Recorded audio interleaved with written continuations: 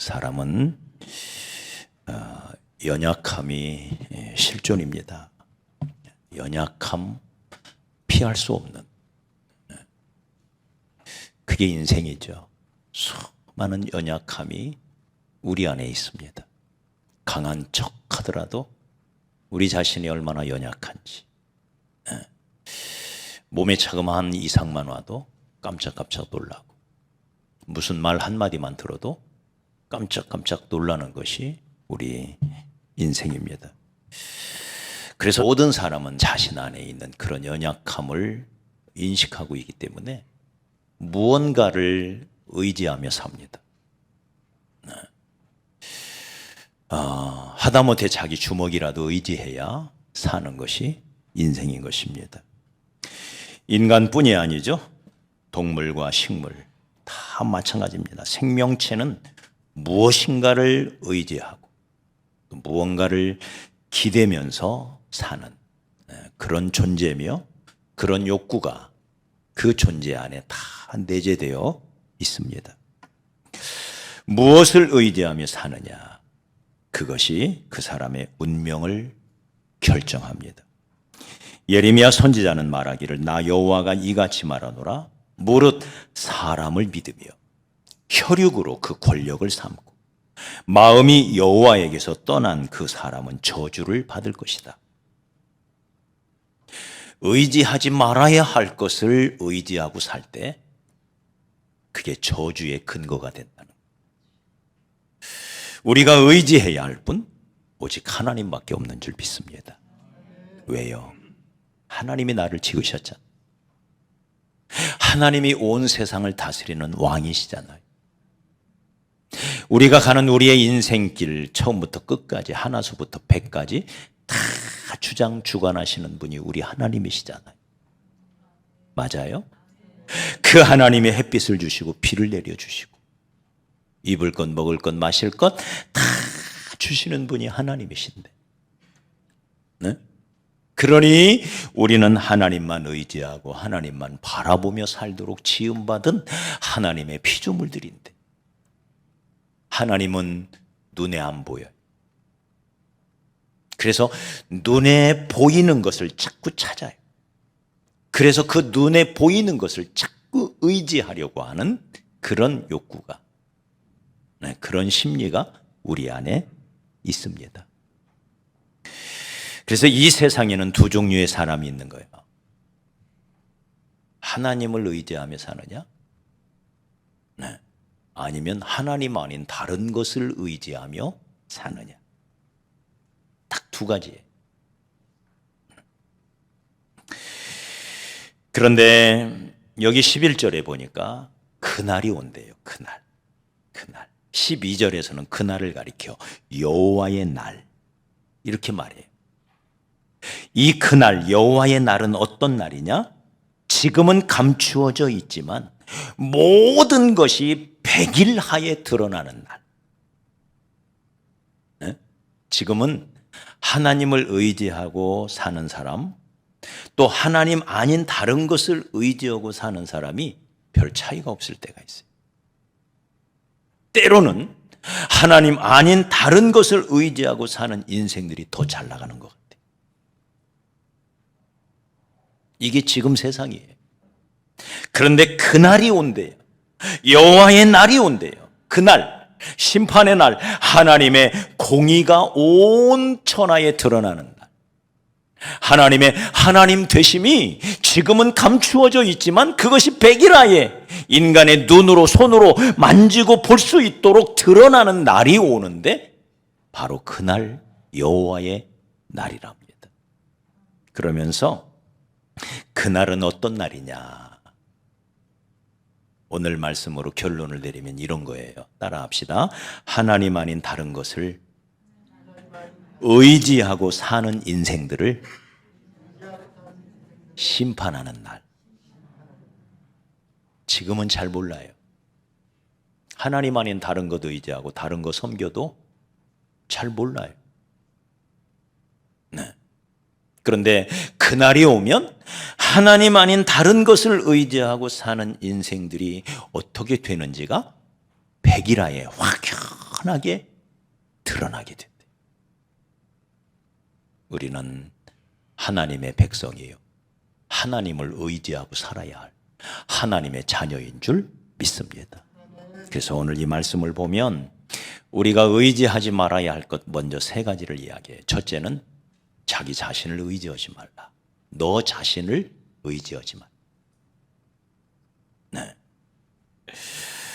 나를 의지하는 것, 그게 곧 교만이죠.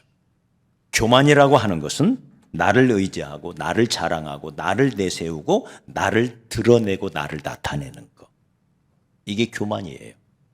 그래서 그날이 오면 교만한 모든 것이 낮아지게 된다. 그래서 먼저 우리 오늘 말씀 다시 한번 11절을 한번 볼까요? 11절 시작. 그날에 눈이 높은 자가 낮아지고 교만한 자가 굴복이 되고. 자, 그 다음 자 12절 또 읽어봐요. 시작.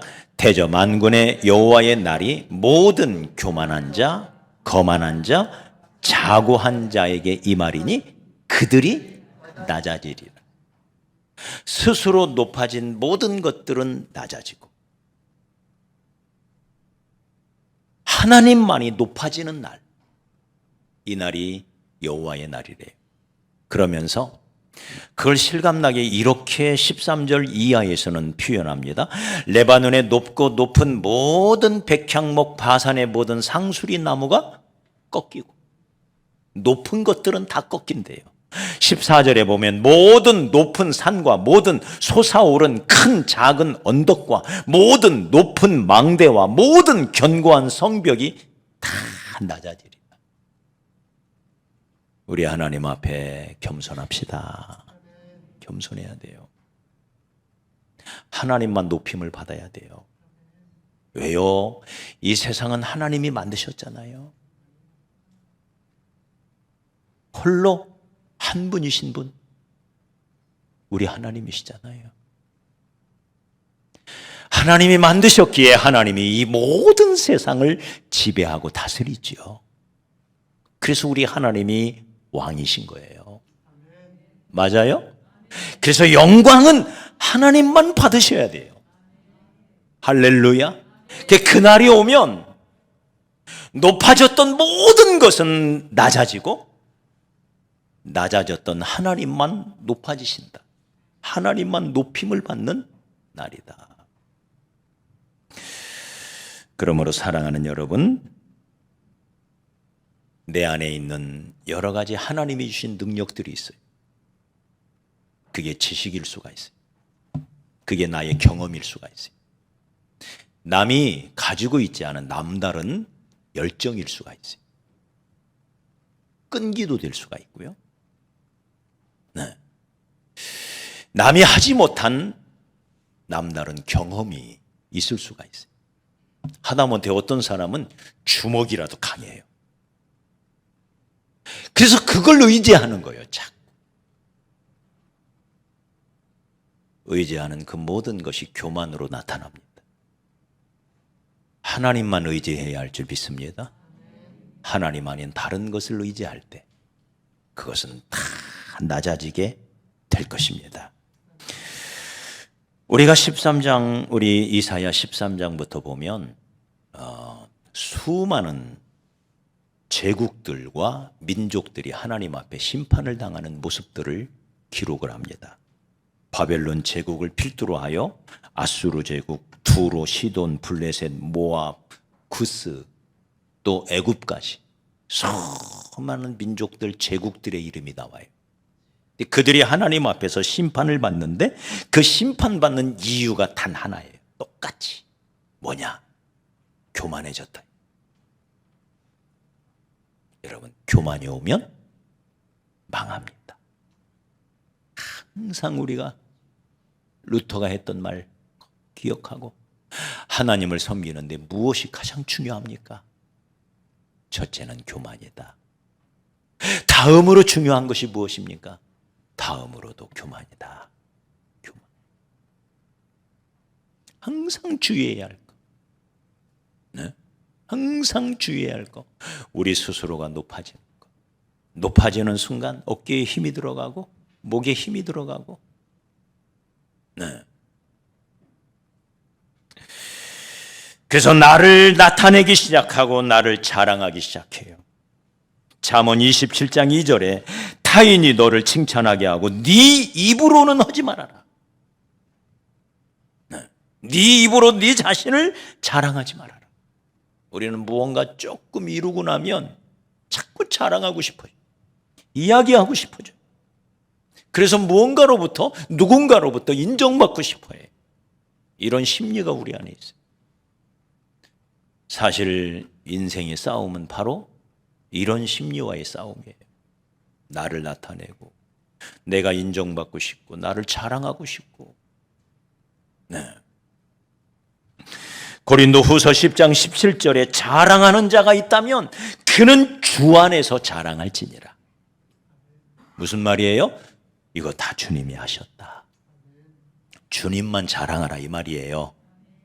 자랑할 것이 있으면 그걸 주사 누리게 하신 하나님을 자랑하라. 하나님을 자랑. 할렐루야. 우리 주님만 자랑합시다. 주님만 영광 받으시옵소서. 주의 이름만 높아지기를 원합니다. 이게 신앙생활이고 이게 승리의 비결이고. 네. 마귀는 언제나 자기를 드러내요. 내가 가장 높은 곳에 올라가서 지극히 높은 자와 내가 비기리라. 자기를 나타내요. 자기.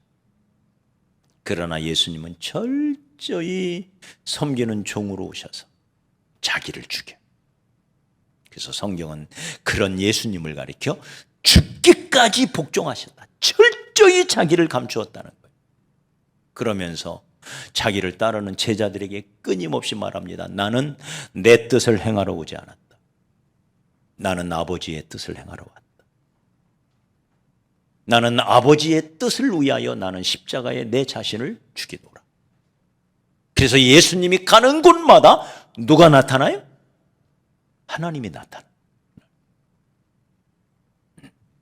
그러자 우리 하나님이 그 예수를 지극히 낮아진 그 예수를 지극히 높은 곳으로 끌어올려서 하늘에 있는 자나 땅 위에 있는 자나 땅 아래에 있는 자들로 모든 무릎을 예수의 이름 앞에 꿇게 하셨다.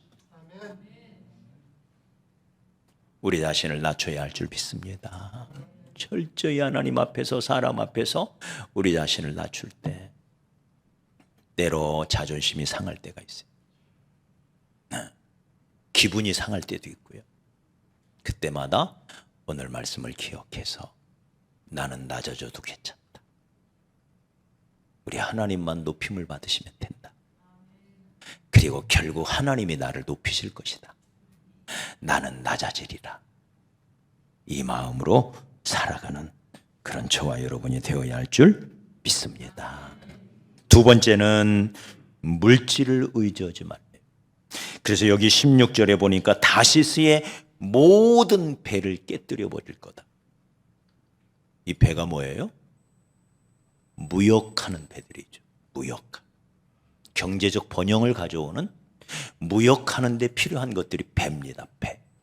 그 배를 다 깨뜨려 버릴 것이고 여기 3장 1절에 보니까 그가 의지하는 모든 양식을 제하여 버린다. 그가 의지하는 재물을 제하여 버린다 그 말이.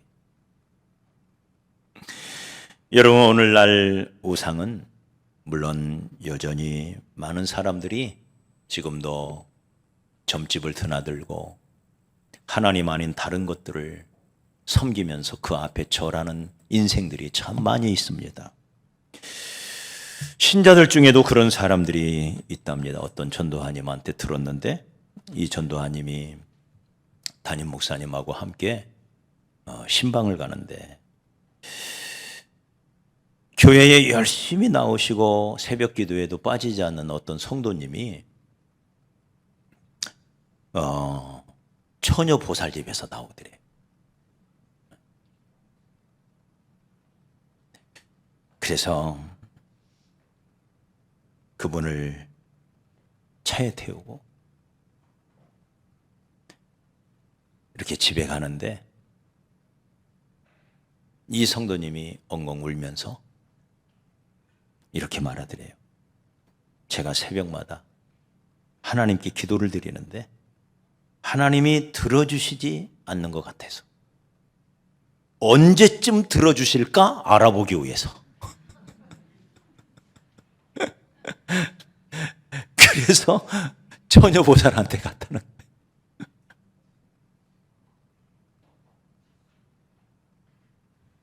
여러분, 오늘날도 여전히 우상을 섬기는 사람들이 있습니다. 그러나 오늘날에 정말 많은 사람들이 섬기는 우상은 재물이라는 우상이죠. 재물. 사도 바울도 골로새서 3장 5절에 탐심을 버려라. 탐심이 우상 숭배다. 탐심이 뭐예요? 재물에 대한 욕심이죠. 주님은 입을 것과 먹을 것이 있은즉 족하게 여겨라 말씀하십니다. 여러분, 입고 먹고 마실 것 있으면 되는 거 아니에요? 근데 저를 비롯하여 우리 모두가 자꾸 그 이상을 추구해요. 그 이상은 있어도 먹지 못해요. 여러분, 하루 3끼 먹는 거지 4끼 5끼 먹는 사람 있나요? 있어요?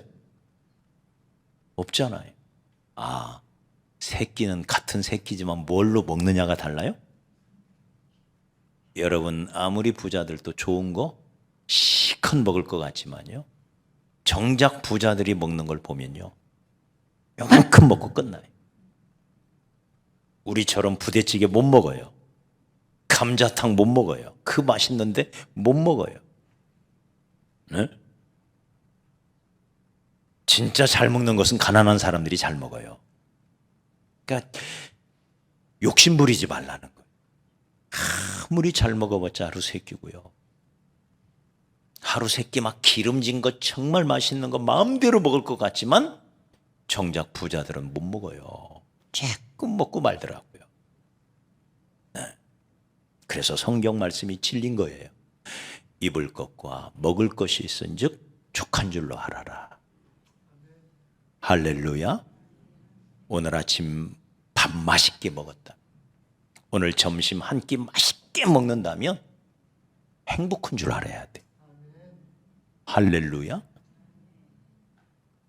내가 정말 행복한 존재구나. 이렇게 맛있는 걸 먹다 감사할 줄 알아야 됩니다. 우리 예수님께서도 이렇게 말합니다. 한 사람이 두 주인을 섬기지 못할 것이니 이 세상에는 주인이 둘이 있대.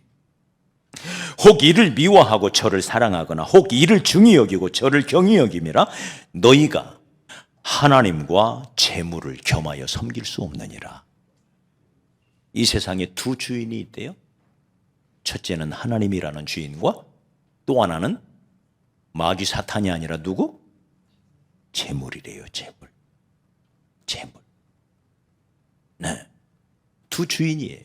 하나님을 섬기느냐 아니면 재물을 섬기느냐, 둘 중에 하나예요. 디모데전서 6장 10절에서는 돈을 사랑함이 일만하게 뿌리가 되나니 이것을 탐내는 자들은 미혹을 받아 믿음에서 떠나 많은 근심으로써 자기를 찔렀도다. 여러분, 하나님께서 우리에게 필요한 것 주십니다. 예수 안 믿는 사람들도 산 입에 거미줄 치랴라고 말합니다. 먹을 것 주세요. 그런데도 우리는 좀 더 많은 걸 갖고 싶고 좀 더 많이 가지면 행복할 것처럼 우리는 착각해요. 절대로 그렇지 않습니다. 지금 행복해야 됩니다. 맞아요? 10억만 있으면 행복할 것 같아요? 10억 가져보세요. 한 50억은 있어야 되겠다. 50억 있으면 행복할 것 같아요? 야, 이거 가지고 되겠나? 100억은 있어야지. 이게 인생이에요. 정말일까요?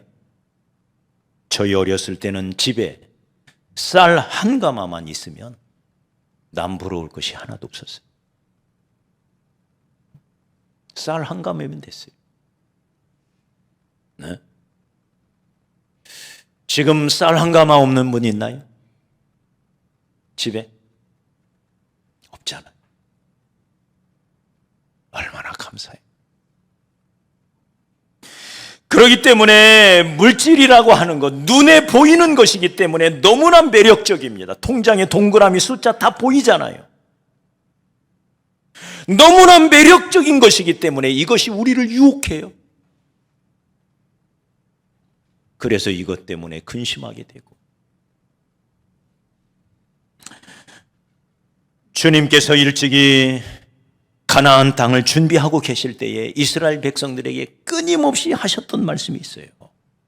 너희가 머지않아 가나안 땅에 들어갈 건데 거기 가서 너희가 심지 않은 과일 나무를 배부르게 먹을 거고, 네. 너희가 짓지 아니하는 아름다운 집, 그 집을 너희가 차지할 건데, 다시 말해 물질적으로 풍요로워질 건데, 너희가 먹고 배부르게 될 때에, 너희가 배부르게 될 때에 나 여호와를 잊어버릴까, 그게 두렵다.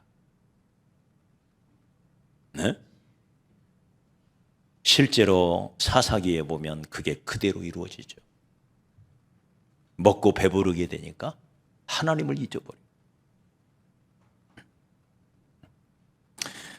사랑하는 여러분, 세상 것들은 눈에 보입니다.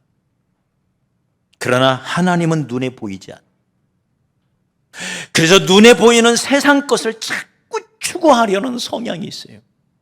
그러나 진정한 믿음은 고린도후서 5장 7절에 이는 우리가 믿음으로 행하고 눈에 보이는 것으로 행하지 않는다. 우리는 오직 하나님의 말씀을 믿고 눈에 보이지 않는 하나님을 말씀을 통해서 알고 말씀을 통해서 믿고 그 말씀 붙들고 살아가는 믿음의 사람들인 것입니다. 그러므로 눈에 보이는 것 의지하지 맙시다.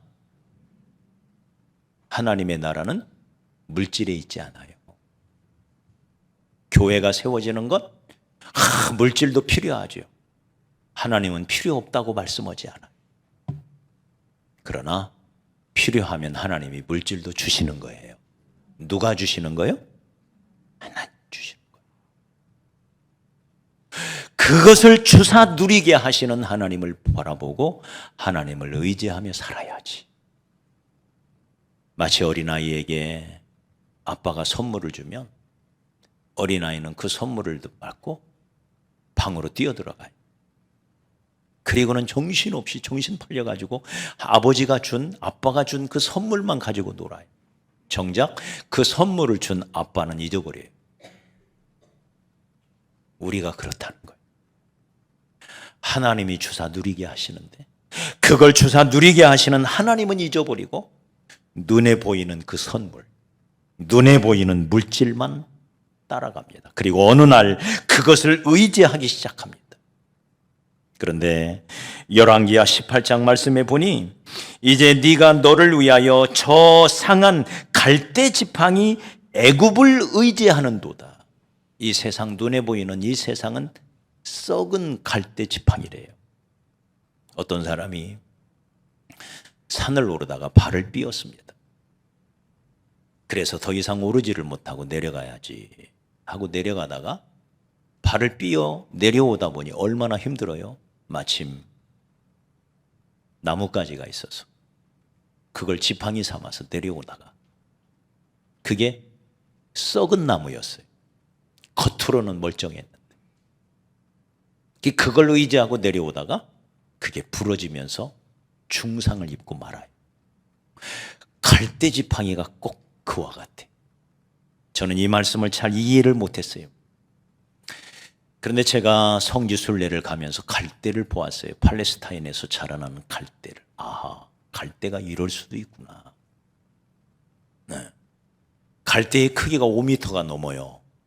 갈대의 크기가. 그리고는 그 얼마나 큰지 이렇게 두꺼워요. 꼭 대나무 같아. 겉으로 볼 때는. 이게 갈대예요. 우리나라처럼 가느다란 갈대만 있는 게 아니더라고요. 그러니 겉으로 멀쩡한 갈대 지팡이. 겉으로는 멀쩡한데, 근데 그것도 속으로는 썩은 갈대 지팡이래. 그걸 짚고 가다가 부러지는 것과 같다. 이게 세상인 것입니다. 그러므로 여러분, 결코 세상의 물질을 의지하지 마시기 바랍니다. 잠언 11장 28절에 자기의 재물을 의지하는 자는 패망하려니와. 여러분, 재물이 우리를 구원하지 못해요. 재물이 우리의 가정을 행복으로 이끌지 못해요. 재물이 우리의 어린 자녀들을 하나님의 사람으로 잘 키워내지 못해요. 재물은 필요한 것이지만 재물은 우리의 의지의 대상이 아닙니다. 재물을 주사 누리게 하시는 하나님을 의지하고, 하나님을 우리 가정의 주인으로 모시고, 우리 자녀들의 최고의 스승으로 우리 예수님을 모시고 자녀들을 키워갈 때 우리의 가정은 행복한 가정으로 세워져 갈 줄 믿습니다. 이사야 31장 1절에 도움을 구하러 애굽으로 내려가는 자들은 화 있을진저 그들은 말을 의뢰하며 병거의 많음과 마병의 심히 강함을 의지하고 이스라엘의 거룩하신 자를 앙모하지 아니하고 여호와를 구하지 아니하였도다. 하나님이 아닌 다른 것들을 의지하고 따라갔다 그 말이에요. 우리는 오직 우리 하나님, 창조주 하나님, 우리의 왕 되신 하나님만 의지해야 할 줄 믿습니다. 세 번째는 사람도 의지하지 말래요. 나 자신 의지할 거 안 돼. 재물 의지하지 말아야 돼. 사람도 의지하면 안 돼. 그래서 여기 2장 22절에 너희는 인생을 의지하지 말라. 그의 호흡은 코에 있나니 수에 칠 가치도 없다. 이게 인생이라는 거예요. 아무리 똑똑하고 아무리 능력 있는 것 같아도 인생도 의지하지 말래요. 그래서 우리 3장 다시 한번 넘어가 봐요. 3장. 자, 이스라엘이 의지하던 것들의 목록이 쭉 나와요. 그 중에 2절 이하에는 사람의 목록이 나와요. 우리가 의지하는 사람들. 첫째, 용사를 의지하고 전사를 의지한대요. 모든 재판관을 의지하고 선지자와 복술자와 장로를 의지한대요. 50부장과 귀인과 모사와 정교한 장인을 의지한대요. 이게 우리가 의지하는 사람의 목록이에요. 우리는 힘센 자를 의지해요. 우리는 재판관, 변호사를 의지해. 검사, 판사를 의지해. 또 여기 심지어 선지자를 의지해요. 교회 목사도 의지할 거 아닙니다. 저 의지하지 마십시오. 저는 썩은 지팡이에 불고 갈대 지팡이에요. 사람은 의지할 것이 아니에요. 또 여기 보니까 50부장 귀인, 우리의 지도자 의지하지 말래요. 귀인 의지하지 말. 이런 사람들은 우리에게 당장에 도움이 될지는 몰라도 여러분, 사람도 하나님이 만드셨습니다. 맞아요? 그 사람을 지으신 하나님을 의지해야지. 눈에 보이는 사람 의지하지 말래요. 네. 사람은 때로 우리에게 기쁨도 주지만 사람은 우리에게 낭패와 낙심, 실망을 안겨줄 때가 너무 많아요. 이게 사람이에요. 한 이불을 덮고 자는 내 아내도 나를 몰라요. 내 남편도 나를 몰라요. 내 마음속에 깊은 외로움을, 그 답답함을 하나님이 아니고는 알 사람이 없어요. 맞습니까? 사람 의지하지 마십시오. 어떤 분이 같이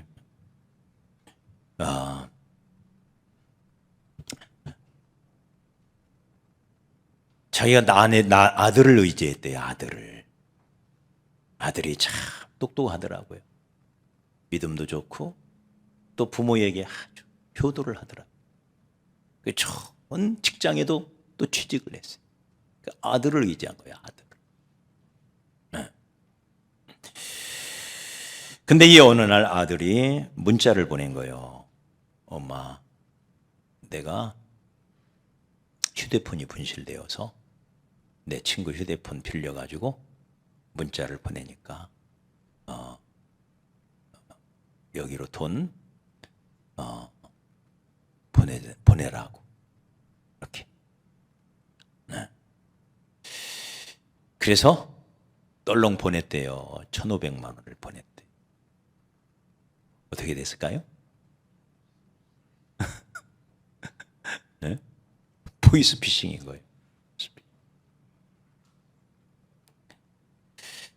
그러면서 이 사모님이 저에게 간증하기를 이렇게 간증해요. 자기가 이렇게 하고 나서 얼마나 속상하고 억울하고 답답하고 자기가 어리석은 자기의 처신 앞에 너무 자신이 미워가지고. 네. 그런데 하나님의 음성이 들리더래요. 너 내가 뭐라고 말했니? 네 아들 의지하지 말라고 그랬지. 나만 말아봐. 그렇게 음성이 들리더래요. 여러분, 자식도 의지할 거 못 됩니다. 그러니 자식 자랑하지 마십시오. 절대 자랑할 거 아닙니다. 그 자식을 주사 우리에게 기쁨을 주시는 하나님을 의지합시다. 할렐루야. 자식이 더 아름답게 자라면 자랄수록 그 자식을 지키고 여기까지 인도하신 하나님께 감사하고 하나님께 영광을 돌리고 하나님께 더 찬양과 감사와 영광을 돌리는 우리가 되어야지. 자식 자랑하면 안 돼. 우리가 자랑할 분 우리 하나님밖에 없습니다. 그래서 여기 오늘 말씀이 너무 실감나잖아요. 네가 의지하는 용사와 천사, 네가 의지하는 재판관, 심지어 네가 의지하는 너의 영적 지도자, 선지자 의지하지 말고 다 제하여 버릴 거다. 오직 나만 의지하라. 할렐루야. 오직 나만 의지하라.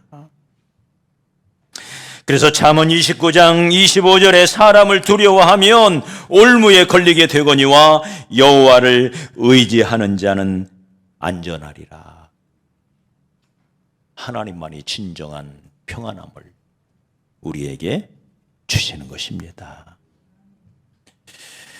잠언 3장 5절로 6절에 너는 마음을 다하여 여호와를 의지하고 네 명철을 의지하지 말라. 너 자신 의지하지 말라. 물질 의지하지 말라. 사람 의지하지 말라. 너는 범사의 그를 인정하라. 범사의 모든 일에 하나님의 하나님 되심을 인정하라. 그리하면 그가 네 길을 지도하시리라. 이게 믿음이에요. 특별히 예레미야 17장에서는 이렇게 말씀하십니다. 물은 여호와를 의지하며 여호와를 의뢰하는 그 사람은 복을 받을 것이다. 그는 물가에 심기운 나무가 그 뿌리를 강변에 뻗치고 더위가 올지라도 두려워 아니하며 그 입이 청청하며 가무는 해에도 걱정이 없고. 불경기죠. 불경기. 가무는 해. 가무는 해에도 걱정이 없고 결실이 그치지 아니함 같으리라. 날이 아무리 가물어도 물가에 심기운 나무가 말라 죽을 리가 없잖아. 그 잎이 청청하고 그 결실이 그치지 않음 같이 여호와를 의지하는 자는 물가에 심은 나무처럼 되리라. 할렐루야.